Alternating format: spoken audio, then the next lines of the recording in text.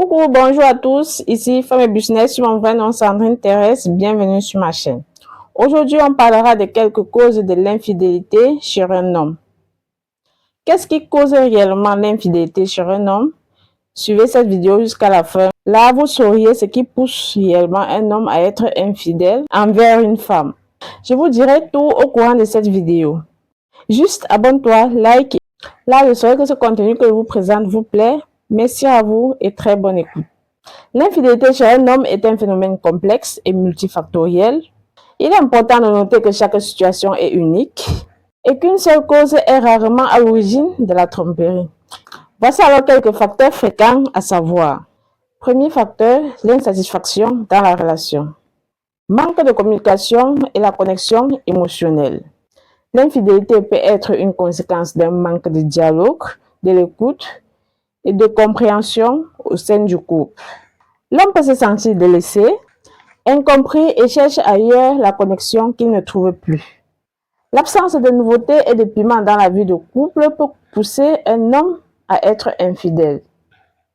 Certains hommes cherchent de la passion, de l'excitation et le frisson de la nouveauté. Ce qui pousse aussi également l'homme à être infidèle, c'est l'insatisfaction sexuelle. Le manque d'intimité, une libido différente ou l'insatisfaction sur le plan sexuel sont les causes fréquentes. L'infidélité peut être une manière de combler ce vide ou d'explorer de nouvelles expériences. Dans certains cas, l'infidélité peut être un acte de vengeance suite à une trahison perçue ou un manque d'attention de la part de la partenaire. Deuxième point, les facteurs liés à l'individu. Une faible estime de soi. L'infidélité peut être une recherche de validation. L'homme peut avoir besoin de se sentir désirable, performant ou puissant, et il cherchera l'approbation d'autres personnes pour combler un manque d'amour propre.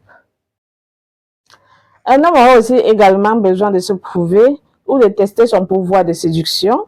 Pour certains, tromper est une manière de se prouver sur leurs activités ou de prouver qu'ils sont toujours capables de séduire. L'homme pourrait aussi également avoir peur de l'engagement. L'infidélité peut être aussi une façon de se rassurer sur son indépendance et sa liberté de peur de se sentir prisonnier dans une relation.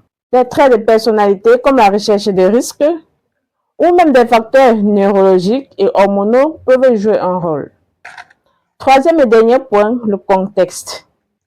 La vulnérabilité temporaire. Des périodes de stress, de crise personnelle, un événement marquant, par exemple comme la naissance d'un enfant, une opportunité inattendue, par exemple un voyage d'affaires, une rencontre avec les collègues, peuvent également créer un contexte propice de la tromperie.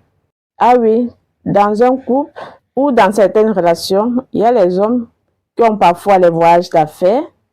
Ils disent souvent que j'ai un voyage d'affaires ce week-end, alors que ce n'est pas le cas. C'est pour aller passer un week-end avec une copine, en disant qu'on les a envoyés, lui et ses collègues, en mission de travail.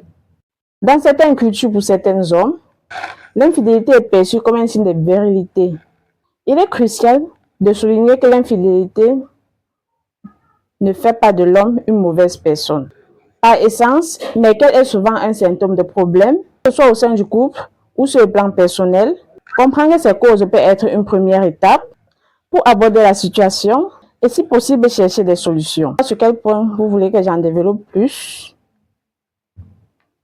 Ou si vous avez une question, dites-moi en commentaire et j'attends vos critiques. Je vous envoie plein de bisous et on se revoit à la prochaine pour une nouvelle vidéo.